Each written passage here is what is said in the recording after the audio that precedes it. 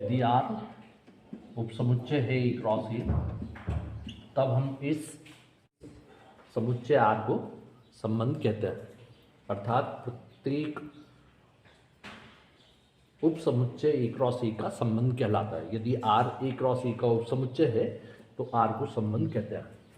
ऐसे ही अगर फाई लिखें, अतः इस फाई को कहते हैं रिक्त संबंध। वही हमारे पास ए क्रॉस ए उपसमुच्चय है ए क्रॉस ए का, ये सबसे बड़ा संबंध होता है। इसको हम नाम देते हैं यूनिवर्सल रिलेशन, सार्वत्रिक संबंध। एक small belongs to capital A के लिए ए कॉमा ए बिलोंग करता है आर में। प्रत्येक सभी small A belongs to capital A के लिए ए कॉमा ए बिलोंग करता है आर में, तब संबंध स्वतुल्य संबंध कहलाता है। वही अगर हमारे पास है प्रत्येक A comma B belongs to capital A के लिए यदि क्रमित युग्म ए कॉमा बी बिलोंग करता है आर में, ये बताया हमको कि बी कॉमा ए भी बिलोंग कर रहा है आर में, तब संबंध सम्मित संबंध कहलाता है। वही अगर हमारे पास है कि प्रत्येक ए बी और सी बिलोंग्स टू कैपिटल ए के लिए यदि क्रमित युग्म ए कॉमा बी बिलोंग करता है आर में तथा बी कॉमा सी भी बिलोंग करता है आर में, तो ये बताना चाहिए कि ए कॉमा सी भी बिलोंग करता है आर में, तब संबंध जो है वो संक्रामक संबंध कहलाता है। यदि कोई संबंध स्वतुल्य संबंध है, सम्मित संबंध है और संक्रामक संबंध भी है, तो ऐसा संबंध तुल्यता संबंध कहलाता है। मान लीजिए किसी फलन को एक एक ही फलन दिखाना है, तो हमारे पास दो तरीके हैं। यदि x1 x2 डोमेन सेट प्रांत के स्वेच्छ अवयव इस प्रकार हैं कि f ऑफ x1 बराबर f ऑफ x2, तब हम यहाँ दिखाएंगे कि x1 बराबर है x2 के। वही अगर हमारे पास मान लीजिए कि x1 x2 डोमेन के इस प्रकार के अवयव हैं, प्रांत के अवयव इस प्रकार के हैं कि वो आपस में बराबर नहीं है, तब हम दिखाएंगे कि उनकी जो प्रतिबिंब है f ऑफ x1 वो f ऑफ x2 के बराबर नहीं है। तो एक ही की प्रतिचित्रण दिखाने के दो तरीके हमारे पास है, लेकिन यदि कोई प्रतिचित्रण कोई फलन एक एक ही नहीं है तो इसके लिए आप देंगे काउंटर एग्जाम्पल। हमें सिद्ध करना है कि दिया हुआ फलन आच्छादक फलन है, तो इसके दो तरीके हमारे पास है कि सबसे पहले हम दिखाएं कि range of f is equal to सह प्रांत है, कोडोमेन के बराबर है, बी के बराबर है, या f का जो परिसर है वो बी के बराबर है, कोडोमेन के बराबर है। ये पहला तरीका रेंज निकालना हमने 11th में सीखा है। उससे अगर हम आसानी से दिखा दें कि f का जो परिसर है वो सह प्रांत के बराबर है, तब फलन जो है वो आच्छादक हो जाएगा। दूसरा तरीका ये है हमारे पास कि हम मान लें कि y जो है वो b का एक स्वेच्छ अवयव, तब हम ऐसा एक x प्रांत में ढूंढेंगे कि जिसके लिए f ऑफ x बराबर हो जाए y, तब हमारा फलन आच्छादक फलन होगा। यदि फलन आच्छादक फलन है तब हमारे पास ये दो तरीके से हम सिद्ध करेंगे, लेकिन अगर फलन आच्छादक नहीं है तो हम एक काउंटर एग्जाम्पल देंगे। कोई एक ऐसा एग्जाम्पल दे देंगे जो इस कंडीशन को फॉलो नहीं कर रहा हो। प्रतिलोम त्रिकोणमितीय फलन साइन इनवर्स x, मान लीजिए हम इसका डोमेन लिखना चाहते हैं, तो डोमेन होता है -1 से 1, बंद अंतराल क्लोज्ड इंटरवल -1 to 1। वही परिसर होता है क्लोज्ड इंटरवल -π/2 to π/2, बंद अंतराल -π/2 to π/2। tan इनवर्स x, इसका जो प्रांत है वो सारी वास्तविक संख्या है, लेकिन परिसर होता है -π/2 to π/2, ओपन इंटरवल। वही अगर कॉसेक इनवर्स है तो इसका जो डोमेन है वो all real number except -1 to 1 है, या इसी को हम लिख सकते हैं ऋण अनंत से लेके ऋण 1 तक, यूनियन 1 से लेके अनंत तक, ये इसका डोमेन है। और जो परिसर है वो होगा हमारे पास -π/2 to π/2 एक्सेप्ट 0। इस इंटरवल का जो बीच का बिंदु है वो आपने हटाना है। वही कॉज इनवर्स एक्स, डोमेन है -1 से 1, रेंज होता है 0 से pi. Cot inverse x domain all real number, range 0 से pi, open interval. Second inverse x domain all real number except -1 to 1, इनको छोड़कर, या इसी को लिखने का तरीका है हमारे पास ऋण अनंत से ऋण 1 यूनियन 1 से अनंत। और जो हमारे पास रेंज होता है वो है closed interval 0 to pi except मध्य बिंदु, बीच का बिंदु इनका π/2। साइन इनवर्स 1/x होता है हमारे पास कॉसेक इनवर्स x। ये तब है जबकि x जो है वो रियल नंबर हो, -1 और 1 के बीच में ना हो। सपोज करिए हमारे पास है कॉस इनवर्स 1/x, तो ये होता है sec inverse x। Tan inverse 1/x होता है कॉट इनवर्स x, जबकि x जो है वो पॉजिटिव है, इस काम को ध्यान रखना है। कॉट इनवर्स 1/x वो हो जाएगा हमारे पास टेन इनवर्स x। अगेन वही बात है, x पॉजिटिव होना चाहिए। यहाँ है हमारे पास सेक इनवर्स 1/x होता है कॉस इनवर्स। और सिमिलरली अगर हम लिखें cosec inverse x, cosec inverse 1/x, तो वो होता है sine inverse x। Sine inverse -x, तो साइन इनवर्स ऋण x होता है minus of sine inverse x। Minus बाहर आ जाता है। अगर सपोज करिए हमारे पास है टेन इनवर्स -x, तो होता है minus tan inverse x। Cosec inverse -x is equal to minus cosec inverse x। वही अगर हमारे पास है -x, cos inverse -x is pi minus cos inverse x। cot inverse -x is pi minus cot inverse x, and sec inverse -x is pi minus sec inverse x। Sine inverse x plus cos inverse x is π/2। पहला formula वही हमारे पास है tan inverse x plus cot inverse x is π/2।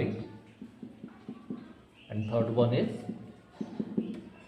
sec inverse x plus cosec inverse x is π/2। Next formula tan inverse x plus tan inverse y is equal to tan inverse x plus y upon 1 minus xy, 1xy is less than 1। ये पहला formula हमारे पास। वही अगर हमारे पास है tan inverse x minus tan inverse y, हो जाता है tan inverse x minus Y upon 1 plus xy, where xy is greater than -1। Two tan inverse x is given by sine inverse 2x upon 1 plus x square. Two tan inverse x is again cos inverse 1 minus x square upon 1 plus x square। वही two tan inverse x is given by tan inverse 2x upon 1 minus x square। तो फार्मूलेज भी है हमारे पास, जैसे sine inverse x plus sine inverse y यदि चाहिए तो वो होता है sine inverse x under root 1 minus y square plus y under root 1 minus. वही सेकेंड फार्मूला है हमारे पास, sine inverse x minus sine inverse y is sine inverse x under root 1 minus y square minus y under root 1 minus x square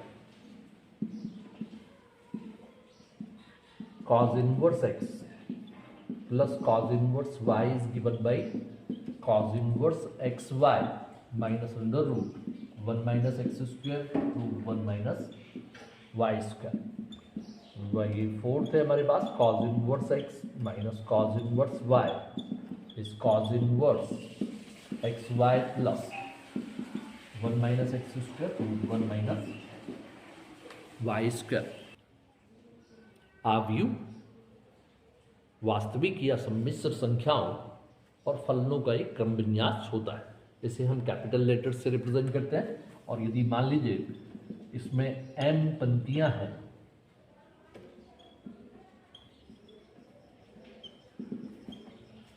और n स्तंभ है तो हम इस आव्यूह को लिख सकते हैं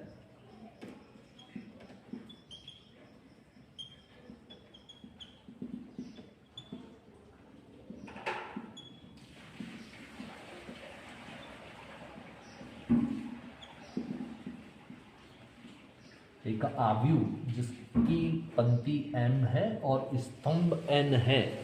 m by n का कोटि m by n का एक आव्यूह a है. इस आव्यूह को लिखने का एक दूसरा तरीका भी हो सकता है. इसको हम लिख सकते हैं aij of order m by n, जहाँ i जो है वो 1 से लेके m तक है. पंक्तियों की संख्या 1 से m तक चल रही है और जो j है वो जा रहा है 1 से लेके n तक. स्तंभों की संख्या. अब यदि m और n है तो दोनों ही प्राकृतिक संख्याएं, इसलिए इनको हम कंपेयर कर सकते हैं. ये देखें तो पहली बात हो सकती है कि m जो है वो छोटा है n से. पंक्तियों की संख्या स्तंभों की संख्या से कम है. पंक्ति 1 2 3 ऐसा हमने आव्यूह लिख लिया. तो इस आव्यूह में एक पंक्ति है लेकिन 3 स्तंभ हैं. तो ये जो आव्यूह है ये कहलाता हॉरिजॉन्टल मैट्रिक्स बड़ा आव्यूह. लेकिन इसमें यदि कम से कम m हो सकता है तो एक ही हो सकता है. इसलिए इस आव्यूह को नाम देते हैं हम पंक्ति आव्यूह. वह आव्यूह जिसमें केवल एक पंक्ति हो उसे नाम दिया जाता है पंक्ति आव्यूह. वही अगर हमारे पास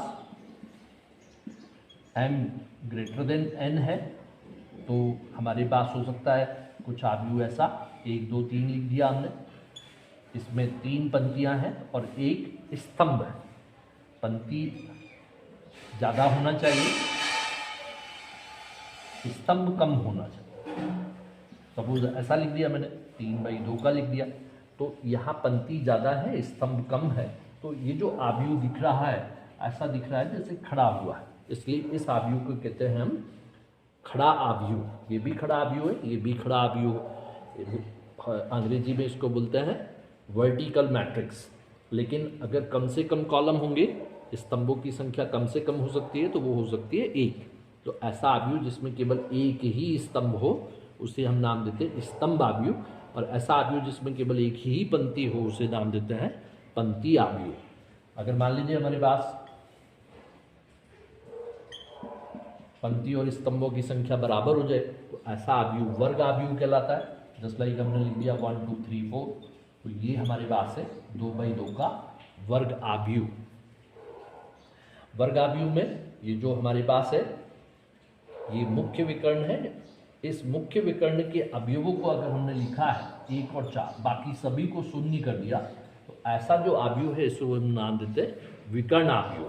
लेकिन इस विकर्ण आव्यूह में विकर्ण के अवयव भी अगर समान हो जाए तो इसको हम नाम देते हैं स्केलर मैट्रिक्स. स्केलर मैट्रिक्स अदिश आव्यूह.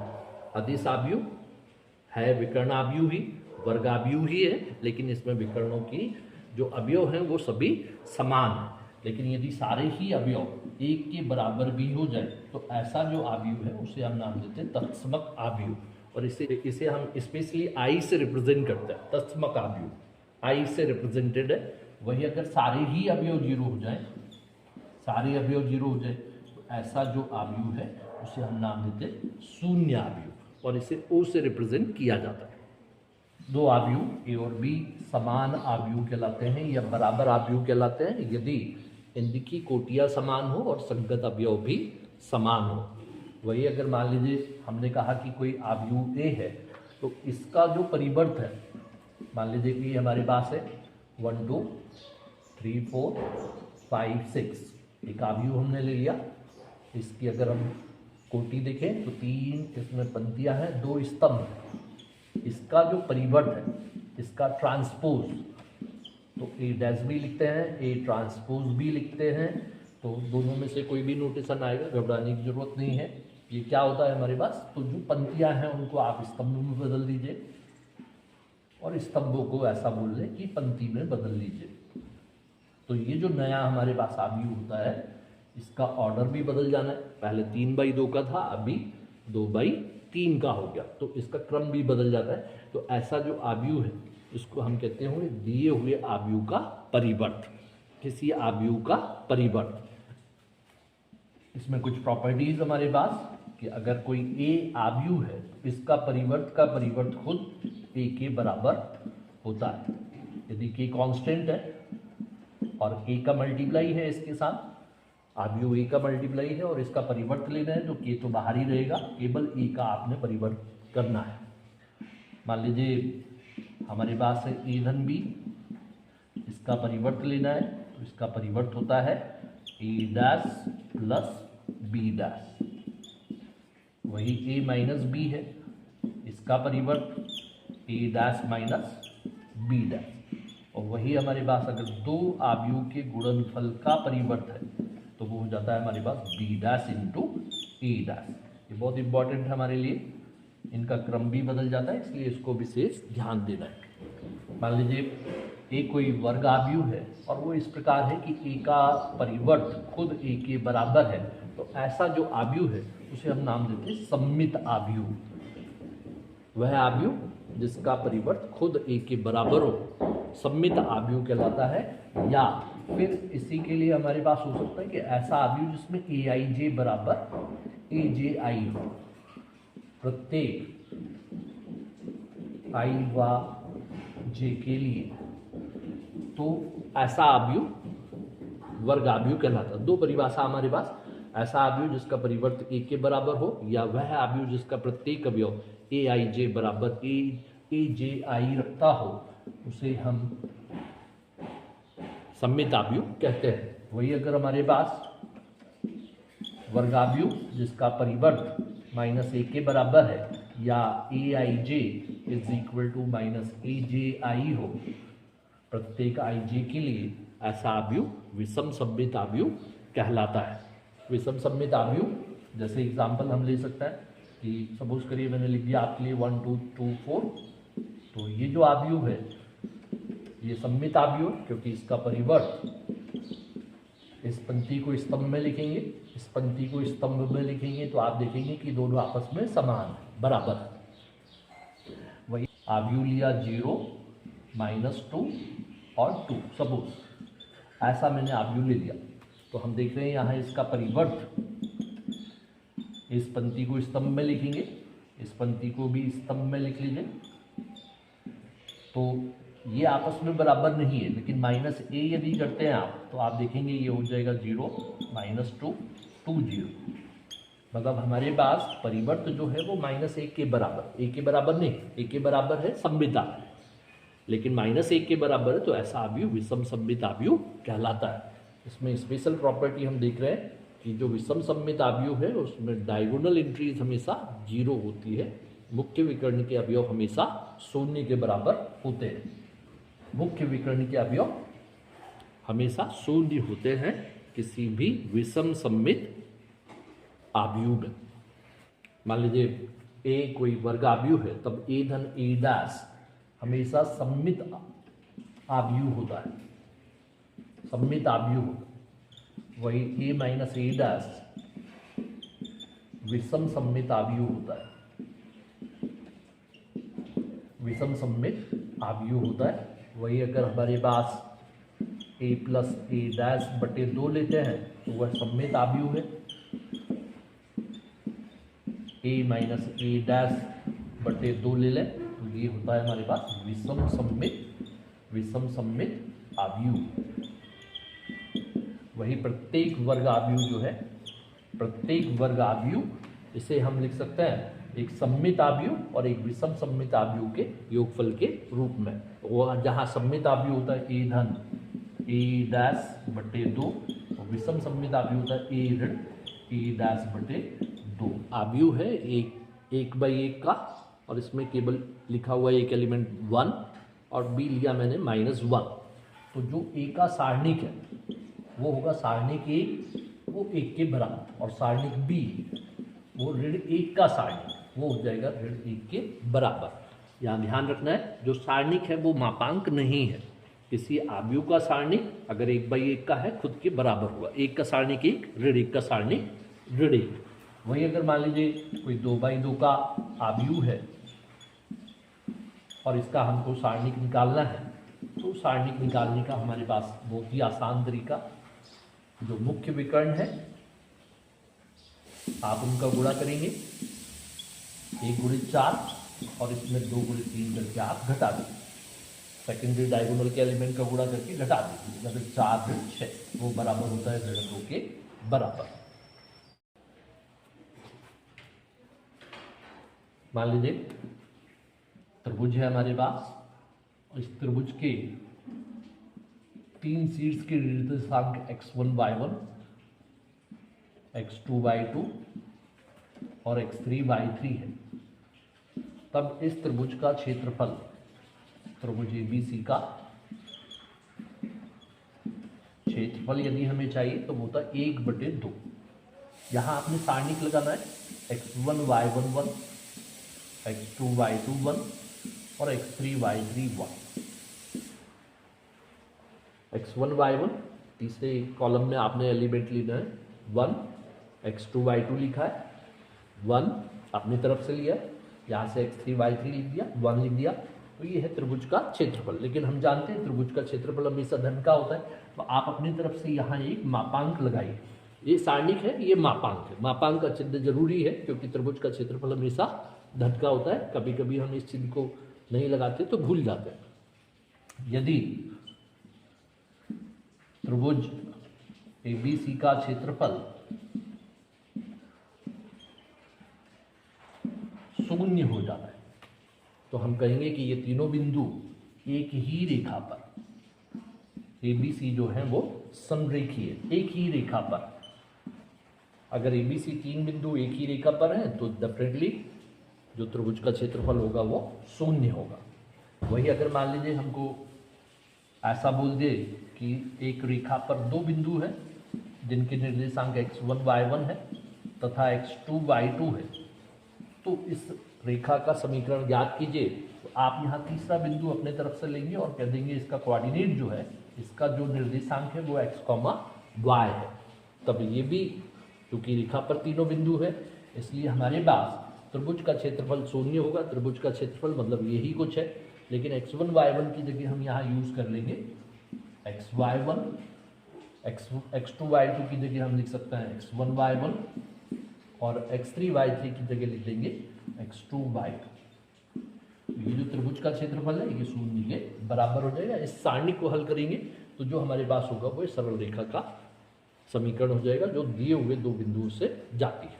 तो ये वर्गाव्यूह A है और इस वर्गाव्यूह A का जो सारणिक है वो शून्य के बराबर है। तो ऐसा जो आव्यूह है जिसका सारणिक शून्य है वह अव्युत्क्रमणीय आव्यूह कहलाता है। लेकिन यदि किसी आव्यूह का सारणिक शून्य ना हो तो वह आव्यूह व्युत्क्रमणीय आव्यूह कहलाता है। अगर किसी आव्यूह का सारणिक शून्य नहीं है तो उस सारणिक को कहते हैं व्युत्क्रमणीय आव्यूह। और व्युत्क्रम यदि हमको ज्ञात करना है तो ए का जो व्युत्क्रम है, ए का जो इनवर्स है वो ए इनवर्स होता है, दिया जाता है adjoint of A upon determinant of A. ये तभी संभव है जब उसका सारणिक शून्य ना हो। तो कोई आव्यूह व्युत्क्रमणीय होगा यदि उसका सारणिक शून्य ना हो, कोई आव्यूह व्युत्क्रमणीय होगा यदि उसका सारणिक शून्य ना हो और उसका जो इनवर्स है वो दिया जाएगा एडजॉइंट ऑफ ए बटे डिटरमिनेंट ऑफ ए। यहाँ definitely determinant of A is not equal to 0। अगर ए इनवर्स हम निकाल रहे हैं तो इसमें भी कुछ प्रॉपर्टीज़ है कि यदि ए इनवर्स है, इसका इनवर्स लिया जाए तो खुद आव्यूह ए आ जाता है। अगर मान लीजिए हमारे पास दो आव्यूह है, उनका इनवर्स लें, वो होता है ए इनवर्स धन बी इनवर्स। अगर ए माइनस बी इसका इनवर्स लिया जाए तो होता है A inverse minus B inverse. वही अगर दो आव्यूह समान कोटि के लिए हैं और इसका इनवर्स यदि चाहिए तो वो होता है B inverse into A inverse. तो ये अगेन हमारे पास इंपॉर्टेंट प्रॉपर्टी आ गई, क्रम बदल जाता है, A into B whole inverse बराबर होता है B inverse into A inverse. दो आव्यूह हैं ए और बी, इनके गुणनफल का सारणिक यदि हमें ज्ञात करना है तो हम ज़्यादा आसानी से ज्ञात कर पाएंगे इनके अलग अलग सारणिकों का गुणनफल। ए इंटू एडजॉइंट ऑफ ए बराबर होता है एडजॉइंट ऑफ ए इंटू ए और बराबर होता है डिटरमिनेंट ऑफ ए इंटू आई। इसका जो सारणिक होता है वो हो जाता है डिटरमिनेंट ऑफ ए की घात एन ऋण ए, क्योंकि ऑफ ए का सारणिक एक की घात एन ऋण एक के बराबर होता है। आपको बोलेगा डिटरमिनेंट ऑफ ए जो है वो 5 है, आव्यूह 3/3 का है, तो एडजॉइंट ऑफ ए का सारणिक बताइए, तो आप यहाँ 5 रखेंगे, घात में 3 ऋण 1 लिख देंगे, तो आपका आंसर हो जाएगा 25। मान लीजिए y बराबर fx एक दिया हुआ फलन है, हम ज्ञात करना चाहते हैं कि दिया हुआ फलन किसी बिंदु c पर सतत है या नहीं है। तो इसका हमारे पास है पहला तरीका, हम बोलेंगे limit x tending to c fx is equal to f of c, तब फलन सतत है। दूसरी परिभाषा हमारे पास कि यदि हम यहाँ देखें limit x tending to c minus fx बराबर हो जाए limit x tends to c plus fx और यही बराबर हो जाए f ऑफ c, तब दिया हुआ फलन x बराबर c पर सतत है। यदि किसी अंतराल में हमको सतत दिखाना है तो उस अंतराल में से एक स्वेच्छ बिंदु हम c ले लेंगे और फिर यही प्रूव करेंगे कि c पर फलन सतत है। तो उसके दो तरीके सतत दिखाने के, या तो हम लिमिट दिखा दें f ऑफ c या left handed limit equal right handed limit is equals to value of the function at that point दिखा दें, तो फलन हो जाता है उस अंतराल में सतत। यदि मान लीजिए कि हमारे पास दो फलन सतत है, f व g सतत फलन, तब इनका जो सम होता है, इनका जो योगफल है वो भी सतत होता है, इनका जो डिफरेंस होता है f माइनस जी वो भी सतत होता है। भागफल ले लेंगे वो भी सतत होगा, लेकिन ध्यान रखना है बटे में कभी जीरो होना नहीं चाहिए, जहाँ जीरो हो रहा है उसको हम हटा ही देंगे पहले ही। इन फलनों का जो गुणनफल है वो भी सतत होता है, और यदि मान लीजिए दो फलन सतत है तो इनका जो संयोजन होता है दैट इज एफ ओ जी और जी यू एफ वो भी सतत होता है, इन दो फंक्शंस का संयोजन। तो F O G of X आप जानते हैं यहाँ पर F of G of X होता है, और वही G U F of X यदि हमको चाहिए तो वो the G of F of X, that is दो फलन यदि सतत है तो उनका योगफल, उनका अंतर, भागफल, गुणनफल, उनका संयोजन वो सभी सतत होते हैं। और साथ ही हम यहाँ पर जानते हैं कि प्रत्येक बहुपद फलन सतत होता है, परिमेय फलन सतत होता है, प्रतिलोम त्रिकोणमितीय फलन सतत होता है, त्रिकोणमितीय फलन भी सतत होता है अपने प्रांत में। सभी के लिए बात करें, जो उनका प्रांत है उसमें त्रिकोणमितीय फलन सतत है, प्रतिलोम त्रिकोणमितीय फलन सतत है, बहुपद फलन सतत है, वही हमारे पास परिमेय फलन जो है वो भी सतत है, लघुगणकीय फलन भी सतत है और चरघातांकी फलन भी सतत है अपने प्रांत में। ये y बराबर एफ एक्स कोई दिया हुआ फलन है, तब यहाँ दो चर हमें दिख रहे, x को हम नाम देते हैं स्वतंत्र चर, जबकि y जो हमारे पास है परतंत्र चर। तो यदि इस स्वतंत्र चर के सापेक्ष इस परतंत्र चर का हम अवकलन करते हैं dy अपॉन dx, तो ये रिप्रेजेंट कर रहा है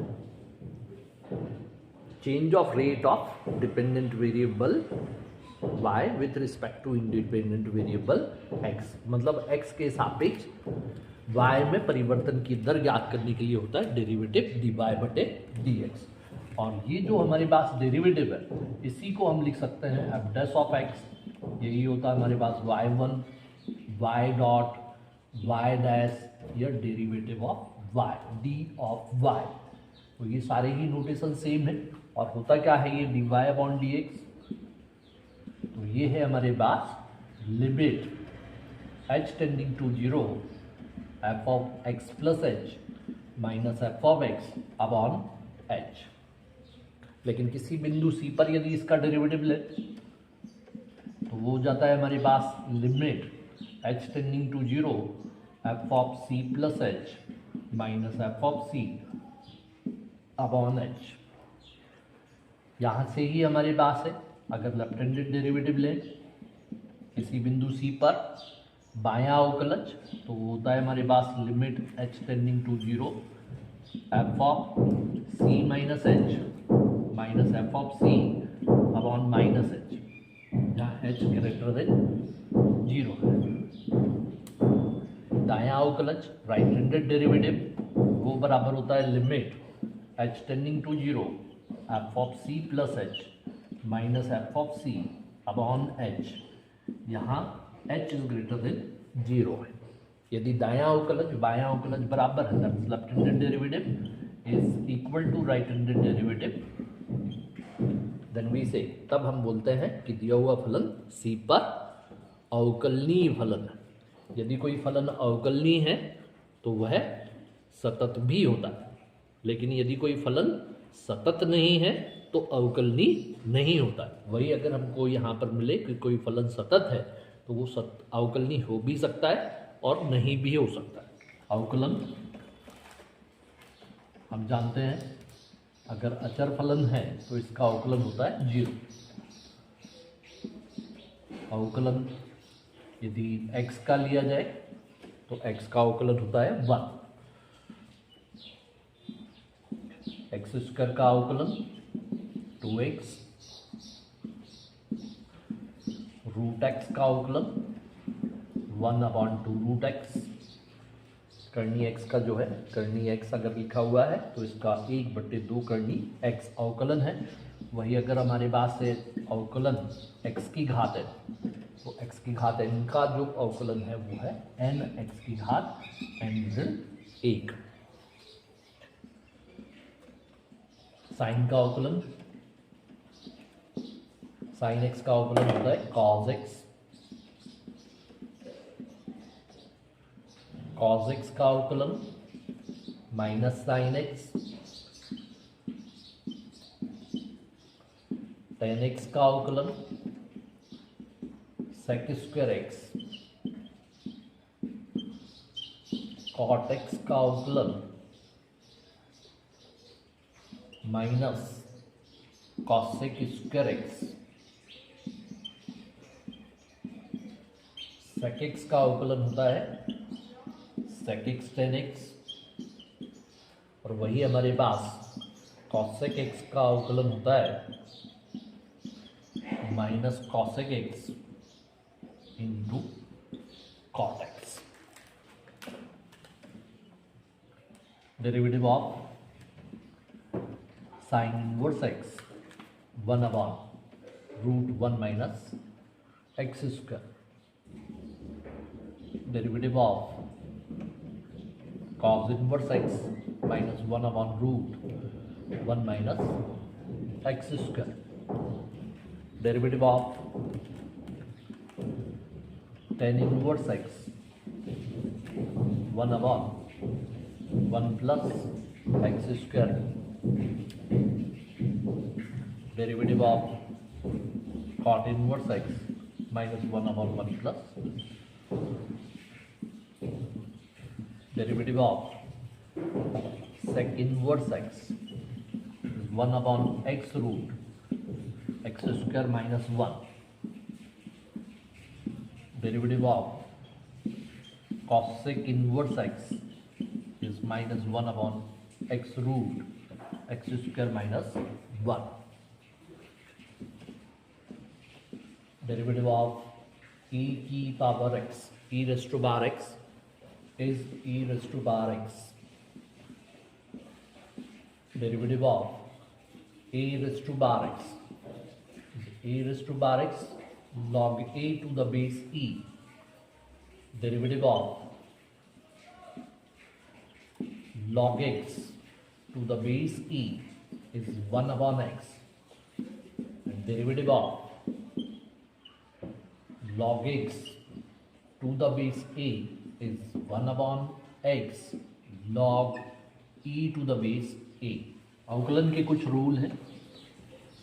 सबसे पहले हमको यहाँ पर मिल रहा है कि यदि कोई फलन c के साथ दिख रहा है कांस्टेंट इनटू fx और इसका अवकलन करना है तो कांस्टेंट अवकलन से बाहर होगा, केवल फलन का अवकलन होगा.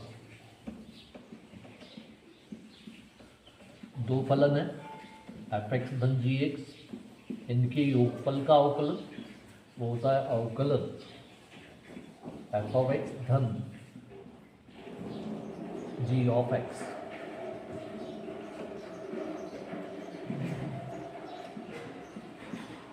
fx माइनस जी एक्स का अवकलन चाहिए तो होगा अवकलन f of x minus G of X का अवकलन. मान लीजिए दो फलन है, इनके गुणनफल का अवकलन निकालना है तो होता है हमारे पास पहला फलन दूसरे का अवकलन धन दूसरा फलन पहले का अवकलन. वही अगर मान लीजिए दो फलन है fx बटे जी एक्स, भागफल वाला फार्मूला, तो हम यहाँ यूज करेंगे पहले डिनोमिनेटर, पहले हर, अंश का अवकलन ऋण अंश हर का अवकलन और बटे हर का वर्ग.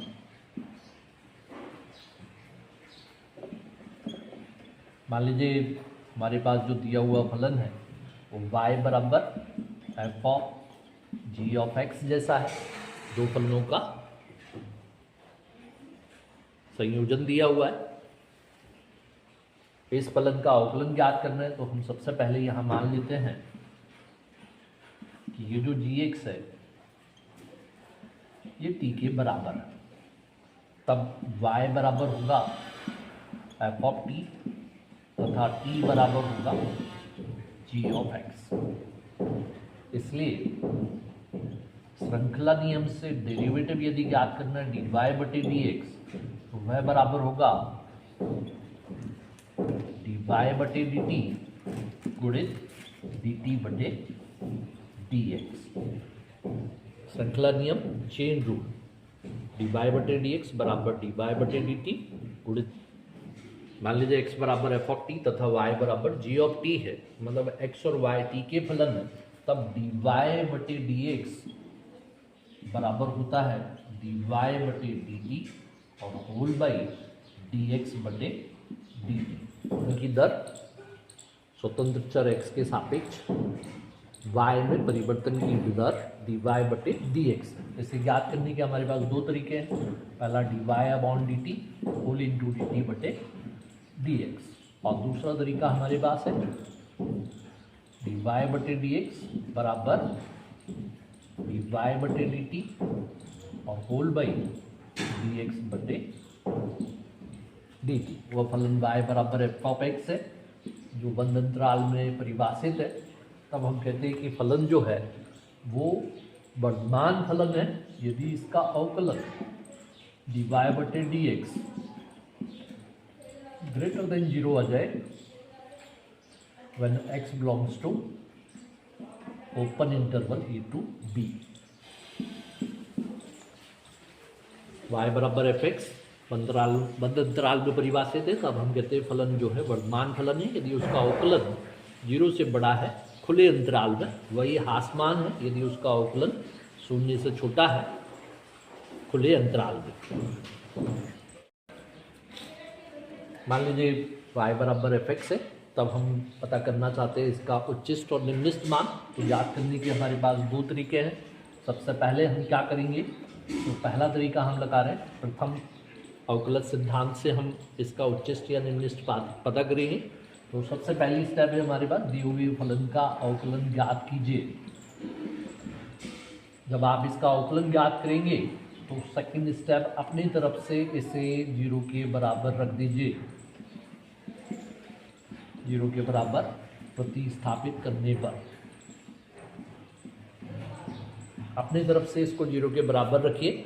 यहाँ से थर्ड स्टेप होगी आपके पास, कुछ x के आप मान निकाल लें, x1, x2, x3, x4, जो भी आप मान निकाल सकते हैं। जब भी जितनी भी घात का अवकल समीकरण होगा उसकी एक घात कम हो जाएगी। अब आप इसको हल कर लेंगे। जब आप हल करेंगे तो x के मान आएंगे x1, x2, x3, x4। तब आपके पास फोर्थ स्टेप होगी, x बराबर x1 पर यदि अवकलन, ये जो हमारे पास अवकलज है dy अपॉन dx, x छोटा है x1 से और x बड़ा है x1 से, और चिन्ह बदलता है नेगेटिव टू पॉजिटिव। नेगेटिव बोलने का मतलब डेरिवेटिव 0 से छोटा है और फिर बड़ा है। 0 से छोटा है मतलब ये हासमान है और फिर वर्धमान है। तो ऐसा जो बिंदु है, इस बिंदु पर x बराबर x1 पर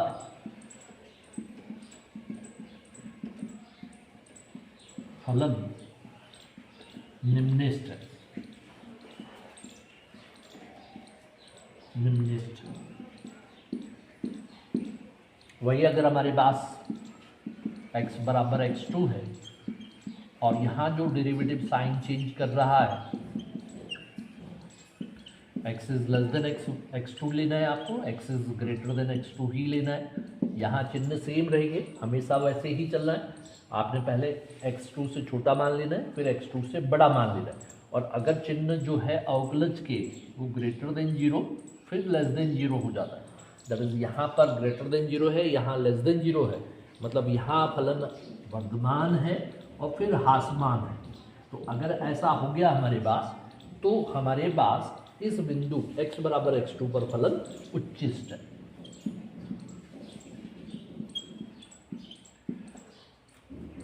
वही हमारे पास मान लीजिए कि x बराबर x3 पर ले लें हम,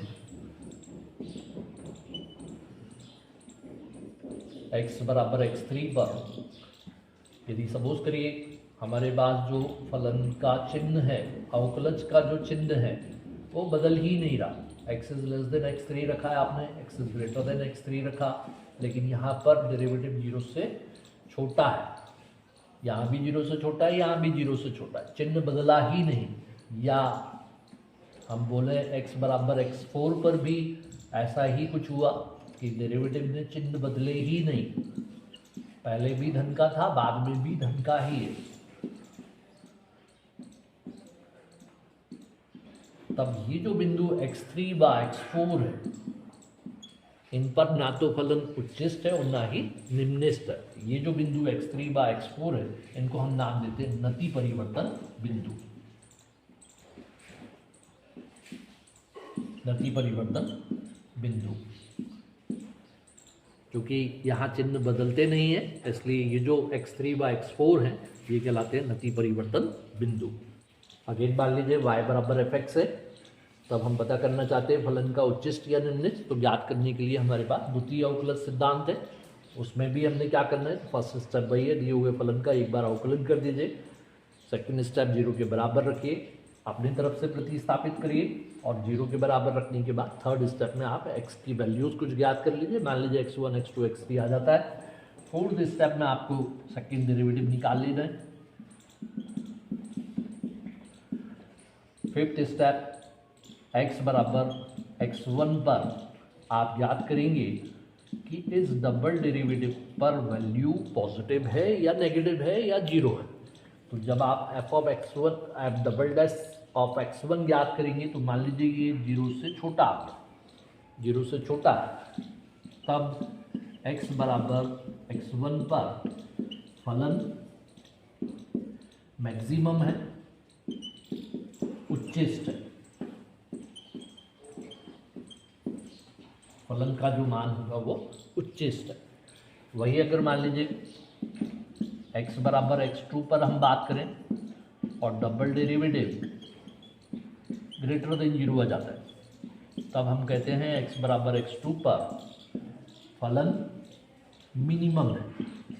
मिनिमम है दैट मीन्स निम्निष्ठ है, निम्निष्ठ है।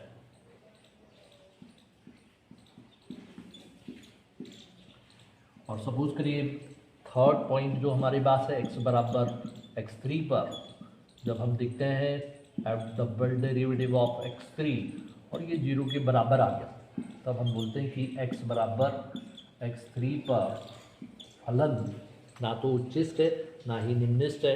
यहाँ टेस्ट फेल हो जाता है और हम वापस क्या लगाएंगे, तो फर्स्ट डेरिवेटिव टेस्ट। अगर डबल डेरिवेटिव 0 है तो सेकंड डेरिवेटिव टेस्ट से हम नहीं बता पाएंगे कि फलन उच्चिष्ट है या निम्निष्ठ है। यहाँ टेस्ट फेल हो जाता है, हम फर्स्ट डेरिवेटिव टेस्ट लगाएंगे और उससे पता करेंगे कि फलन उच्चिष्ट है या निम्निष्ठ है।